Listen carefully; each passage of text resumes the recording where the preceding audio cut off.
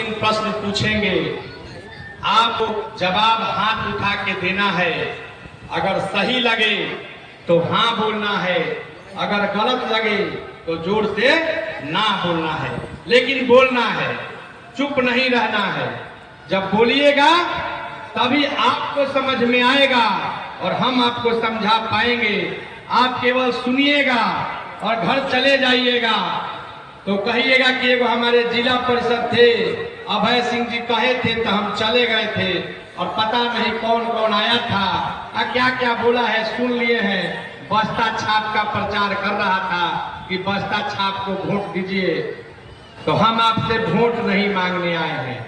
हम लोग का छाप बस्ता है, लेकिन वोट नहीं मांगते हैं।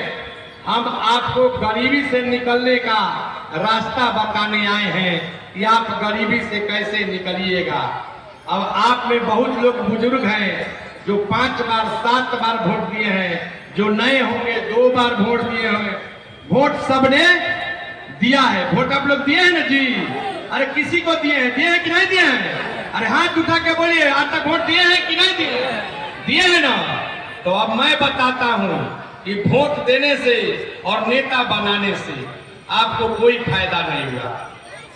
आपने वोट दिया 40 साल कांग्रेस को, कांग्रेस ने आपको कहा कि हमारा सरकार बनाइए, हम बिहार से अपने भारत से गरीबी दूर करेंगे और सबको खुशहाल बनाएंगे।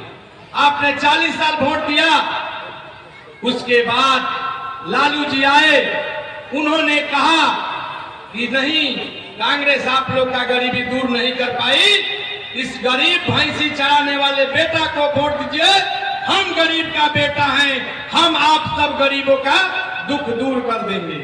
15 साल आपने अपना गरीबी दूर करने के नाम पर लालटेन को भी वोट दिया, फिर भी आपका गरीबी दूर नहीं हुआ। तब आए नीतीश बाबू और भाजपा के लोग और बोले कि भाई जंगल राज से निकलिए, हम लोग विकास करेंगे। हम यह नहीं कहते कि इन्होंने काम नहीं किया, कांग्रेस ने भी काम किया, लालू जी ने भी काम किया और नीतीश जी भी 13 तक काम किए। 13 के बाद नीतीश कुमार जी काम नहीं करते हैं, एक ही जुगाड़ में रहते हैं कि हमारा कुर्सी कैसे बचा रहे, चाहे बिहार का जनता बाहर में जाए, हमारा कुर्सी बचा रहना चाहिए। अब बताइए, 65 साल में आपने सभी दलों को देखा, आपका गरीबी दूर हो गया? हाथ उठा के बोलिए, गरीबी दूर हुआ है? अरे हुआ है? नहीं हुआ है ना? तो हम बताते हैं, किसी भी नेता को वोट दीजिएगा। अब हम आए हैं जन सुराज से, हम जन सुराज के दूत हैं। हमको वोट दीजिएगा तो हम आपका गरीबी दूर कर दें, इसका क्या गारंटी है? कोई गारंटी है? अरे हमको वोट दिए तो हम गरीबी दूर कर देकर कोनो गारंटी बा? अरे कोई गारंटी है? वोटवा के पहले तो सब लोग निमने बात करेला, हम तो चिकन बात करो। हम ये चाची, ये दीदी, अब कि हमरा छाप के वोट दी, हम रउर गरीबी दूर कर दे। हम कल जीत के नहीं करम तो रउआ का करो? जैसे 70 साल से लोग धोखा देवता, वैसे हम धोखा दे सकत हई। हमरा माथ पे कोनो सब हरिचंद थोड़े निकल बा कि हम ही सब हरिचंद रही आ बाकी लोग चोर रहे। सब लोग हमरे लेखा रहे, सबे वादा कैलक, रउआ के ठगलक, अपन झोरा भरलक। तो हमरो के दे हम कौन ठीक बा? काले हम रउआ के ठग के वोट ले, हम अभय सिंह रउआ के ठग के वोट लिए आ अपन झोरा भर लिए, तो रउआ का करम? एला रास्ता बतावत है, ये रास्ता से वोट दे हम, तभी ये जाके रउआ गरीबी दूर होई, ना तो कौन नेता के जितायला से गरीबी दूर होके के नहीं के। चाहे एगो प्रशांत किशोर आवत, चाहे हमरा ऐसा 10 गो राहुल सिंह आवत, चाहे 25 को अभय सिंह आवत, रउआ गरीबी दूर ना होई। गरीबी दूर करे के विद्वान जितना भर 3 गो रास्ता बतैलक।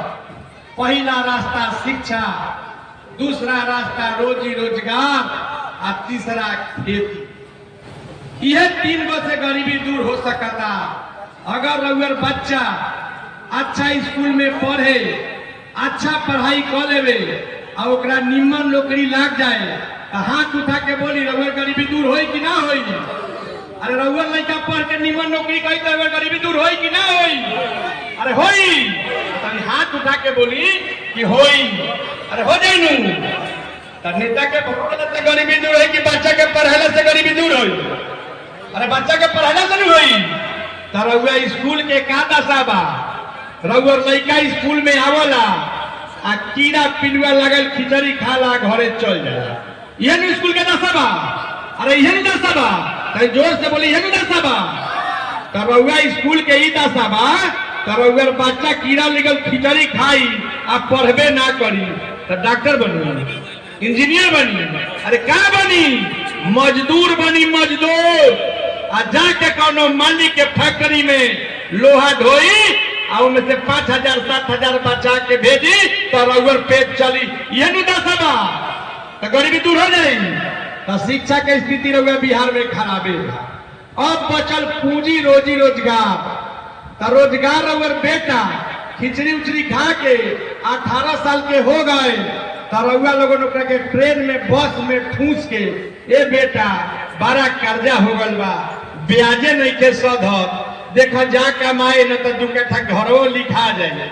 तो लड़का रउआ ट्रेन में कचा के जा तारन मद्रास, जा तारन दिल्ली, जा तारन गुजरात और वहां मजदूरी करतन। यही स्थिति नु बा। तो रउआ बिहार में शिक्षा है नहीं थे आ नौकरी के व्यवस्था होते नहीं थे आ बैंक रउआ के लोन देते नहीं थे कि जमुना से रउआ दौरत दुकान ना कोनो उद्योग के कमा ली। अब शिक्षा के हाल सुनिए लेनी आ रोजी रोजगार में लौकिए गए, दोनों नहीं थे। आ विद्वान बतैल कि 3 गो रास्ता से गरीबी दूर होई, तीसरा रास्ता बा खेती।